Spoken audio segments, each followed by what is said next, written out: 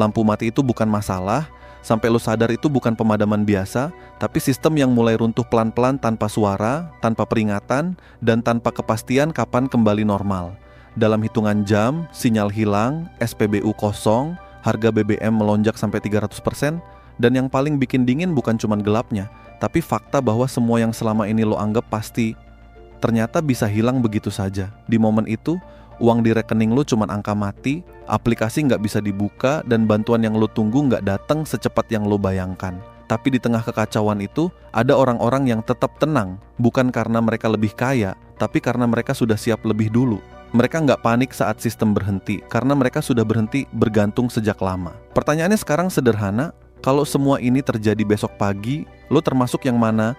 Yang menunggu diselamatkan atau yang sudah punya cara untuk bertahan?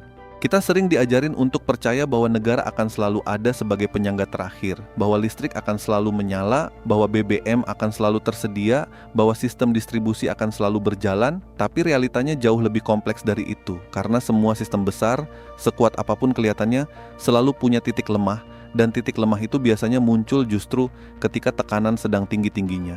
Dan ironisnya, justru di saat itulah kita paling bergantung. Jadi ketika sistem goyah, kita nggak punya cadangan, nggak punya alternatif, nggak punya rencana B, dan itu bukan karena kita bodoh, tapi karena kita dibentuk untuk nyaman, dibentuk untuk percaya bahwa semuanya akan selalu baik-baik saja selama kita mengikuti alur, padahal sejarah berkali-kali menunjukkan bahwa kenyamanan itu seringkali cuma ilusi yang mahal. Masalahnya bukan sekadar listrik mati atau BBM mahal, masalahnya adalah ketergantungan kita yang terlalu dalam pada sesuatu yang kita sendiri nggak punya kendali atasnya. Lu nggak bisa mengontrol kapan listrik padam, lu nggak bisa menentukan harga BBM, lu nggak bisa memastikan distribusi tetap lancar. Tapi hidup lu bergantung pada semua itu. Dan itu seperti membangun rumah di atas tanah yang bukan milik lu. Selama tanahnya stabil, semuanya terasa aman. Tapi begitu ada masalah, lu nggak punya kuasa apa-apa. Dan di titik ini, pertanyaannya jadi sederhana tapi brutal. Apakah lu benar-benar siap kalau semua itu berhenti tiba-tiba? Atau lu cuman berharap itu nggak akan terjadi? Sekarang kita masuk ke inti yang sering diabaikan, yaitu bagaimana sebenarnya bentuk benteng mandiri itu. Bukan dalam konteks teori yang rumit, tapi sesuatu yang realistis, sesuatu yang bisa lu mulai bahkan dengan kondisi terbatas. Dan kita mulai dari hal paling fundamental, energi, karena tanpa energi semua sistem modern runtuh, komunikasi berhenti, informasi mati, bahkan aktivitas sederhana seperti memasak pun jadi masalah. Dan disinilah energi matahari mulai terlihat bukan sebagai alternatif tapi sebagai kebutuhan. Sistem panel surya kecil, bahkan yang portabel, mungkin terlihat sepele di kondisi normal, tapi di saat listrik padam, itu berubah jadi aset yang luar biasa, bukan untuk hidup mewah, tapi untuk bertahan, untuk tetap punya cahaya, untuk tetap bisa mengisi daya perangkat penting, untuk tetap terhubung ketika dunia sekitar mulai gelap. Dan yang menarik, banyak orang menunda hal ini bukan karena nggak mampu, tapi karena merasa belum perlu, merasa ini cuma untuk skenario ekstrem, padahal justru kesiapan itu harus dibangun sebelum skenario ekstrem datang, karena ketika semua orang mulai sadar di waktu yang sama, harga akan naik, stok akan hilang, dan lo akan terlambat. Selalu seperti itu polanya, bukan cuma di energi, tapi di hampir semua aspek krisis. Selain energi listrik, ada satu hal lagi yang sering jadi titik rawan, yaitu bahan bakar. Dan di sini banyak orang salah langkah, mereka panik membeli dan menyimpan tanpa strategi. Padahal menyimpan BBM itu bukan sekadar soal punya cadangan, tapi soal bagaimana lo mengelolanya dengan aman, dengan metode rotasi, dengan penyimpanan yang tepat. Karena kalau salah, bukan cuma nggak berguna, tapi bisa berbahaya. Dan ini bukan soal menimbun, tapi soal kesiapan. Karena perbedaan antara keduanya ada di niat dan perencanaan. Lalu kita masuk ke hal yang lebih mendasar lagi, yaitu memasak, sesuatu yang terlihat sepele tapi jadi krusial. Ketika sistem terganggu, banyak orang masih bergantung pada gas subsidi tanpa alternatif. Padahal opsi seperti kompor biomasa atau bahkan sistem sederhana berbasis energi alternatif sudah mulai tersedia dan bisa dipelajari. Bukan untuk menggantikan sepenuhnya sekarang, tapi untuk memastikan lo punya pilihan ketika satu sistem gagal. Masuk ke bagian yang sering bikin orang nggak nyaman, yaitu finansial. Karena selama ini kita diajarkan bahwa keamanan finansial itu berarti punya saldo di bank, punya angka di layar, punya akses ke sistem digital, tapi semua itu bergantung pada satu hal yang sama, listrik dan jaringan. Dan ketika itu mati, angka itu tetap ada, tapi nggak bisa lo akses, nggak bisa lo gunakan. Dan di titik itu, Konsep uang jadi berubah, bukan lagi soal nominal, tapi soal fungsi. Makanya, memiliki dana darurat dalam bentuk fisik bukan lagi sesuatu yang kuno, tapi justru jadi relevan kembali. Bukan berarti lo harus meninggalkan sistem modern, tapi lo perlu punya cadangan di luar sistem itu. Sesuatu yang tetap punya nilai ketika sistem digital berhenti, dan disinilah logam mulia kecil atau mata uang keras mulai punya peran.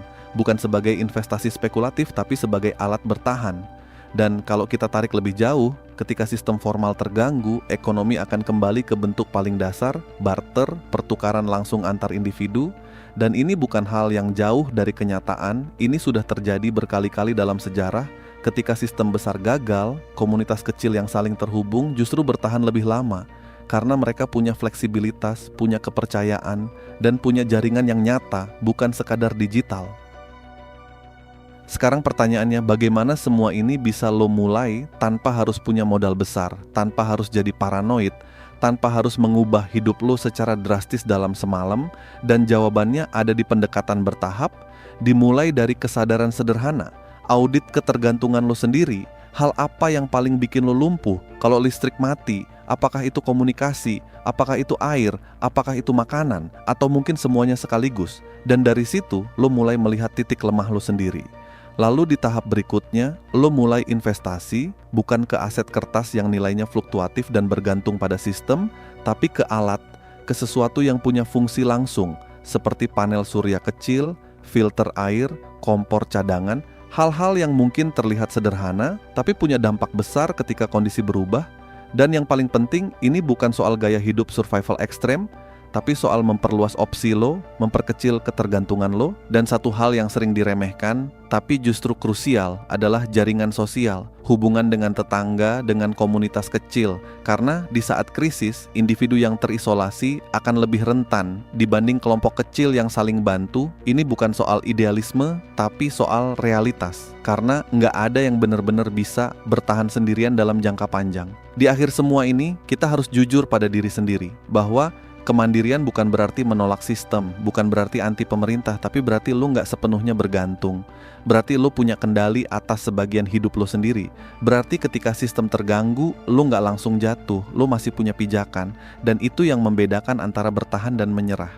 Sekarang coba lu pikirkan dengan jujur, kalau besok BBM naik 3 kali lipat dan listrik mati total, apa satu hal yang paling lu sesali karena belum lu siapkan hari ini? Karena biasanya penyesalan itu datang bukan dari hal yang kita lakukan, tapi dari hal yang kita tunda, dari keputusan untuk menunggu sampai terlambat. Kalau lo ngerasa narasi ini membuka perspektif baru, kalau lo mulai melihat celah yang sebelumnya lo abaikan, gua harap lo nggak berhenti di sini, karena informasi tanpa aksi itu cuma jadi ilusi produktif. Dan kalau lo mau terus dapat insight seperti ini, strategi bertahan yang realistis, bukan sekadar teori, lo bisa ikut channel ini, like, share ke orang yang lo anggap perlu denger ini.